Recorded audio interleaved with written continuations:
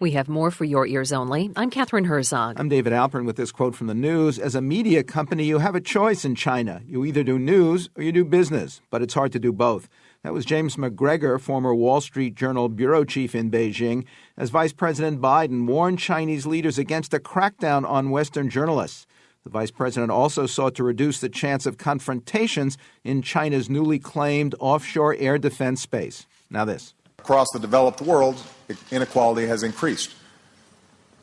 Some of you may have seen just last week, the Pope himself spoke about this at eloquent length. How can it be, he wrote, that it's not a news item when an elderly homeless person dies of exposure, but it is news when the stock market loses 2 points? Walk out! Walk out! Walk out! Walk out!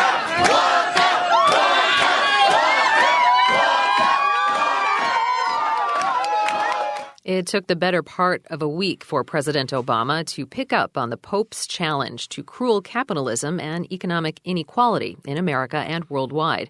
But perhaps that was understandable, as the White House and most of the mainstream media were focused so intently, almost exclusively, on the deadline for a glitch-free, or at least freer, Obamacare in general, and its healthcare.gov website in particular. Plus the usual array of extreme weather, car, train, and plane crashes, and celebrity embarrassments. Echoing the Pope's apostolic exhortation earlier was the spreading walkout of fast food workers and others demanding a higher minimum wage. Even the week's economic good news, 203,000 jobs created in November, unemployment down to 7%, a five-year low, and a nearly 200-point Dow Jones jump at week's end had its downside.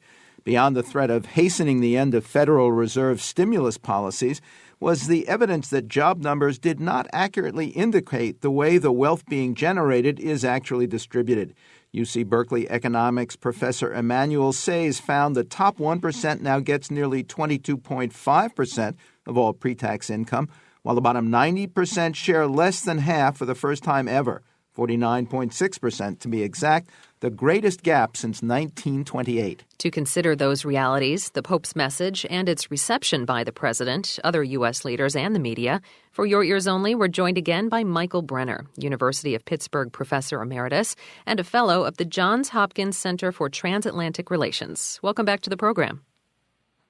Well, thank you. Good to be here with you again. Let's start with the Pope's message itself. What other words stuck out for you in his critique of capitalism and plea for more economic equality? Well, the Pope had two very sort of powerful messages.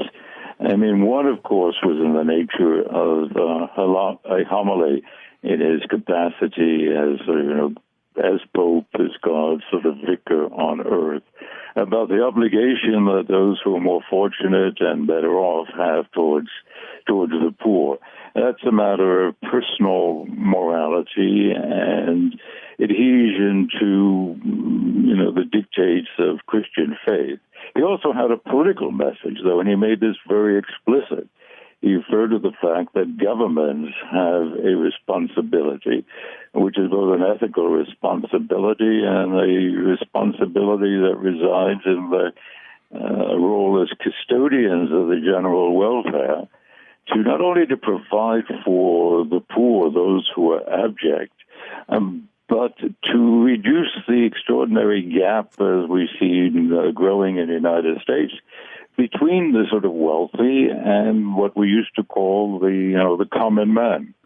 You did an informal survey of how the media covered the Pope's plea in the days before Obama echoed it. What did you find?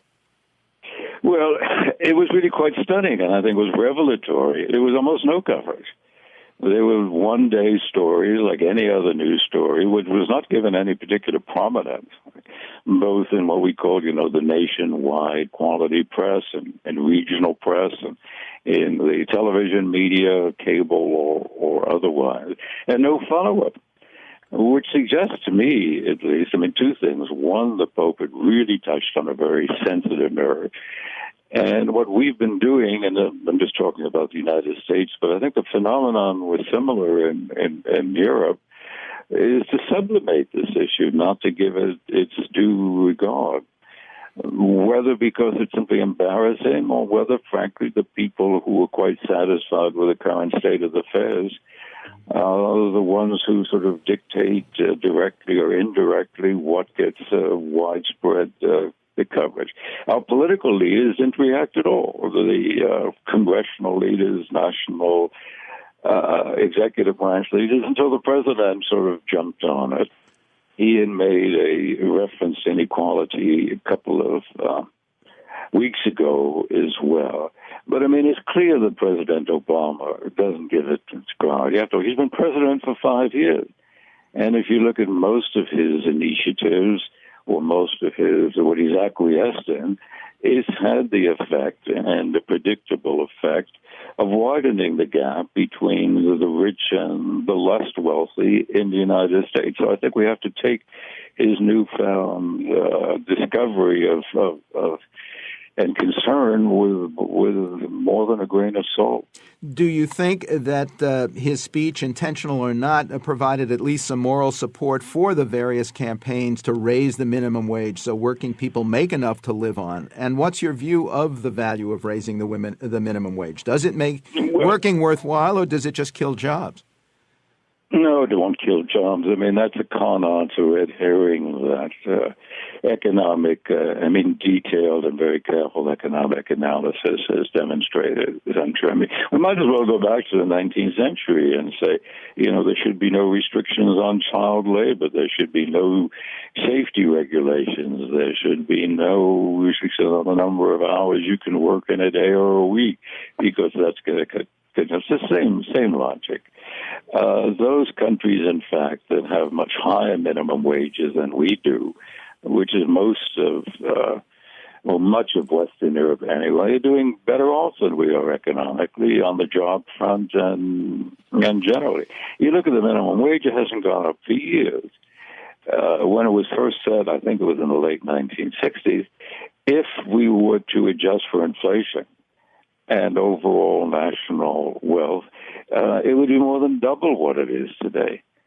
And of course, economic growth in the 1960s was considerably more rapid than it has been for, the last 20 years. It's a matter really of decency, respect for the dignity of your fellow citizens. And if you want to put it in crude terms, by having millions, and not tens of millions of people living at a minimum wage, this is a drain, if you like, on public resources, because you can, work in McDonald's and qualify for food stamps. You can work at McDonald's and qualify for other preferential programs. This is simply absurd in a country and a society as wealthy as the United States. Seems to me, from every vantage point, ethical, economic, social. Michael Brenner is University of Pittsburgh Professor Emeritus and a Fellow of the Johns Hopkins Center for Transatlantic Relations. Here's a quote from the news. Church officials have mountains of information. They just have to give that information to the police. That was David Clohessy, Executive Director of the Survivors Network of Those Abused by Priests, after Pope Francis announced a new commission to advise him on protecting children from pedophile priests.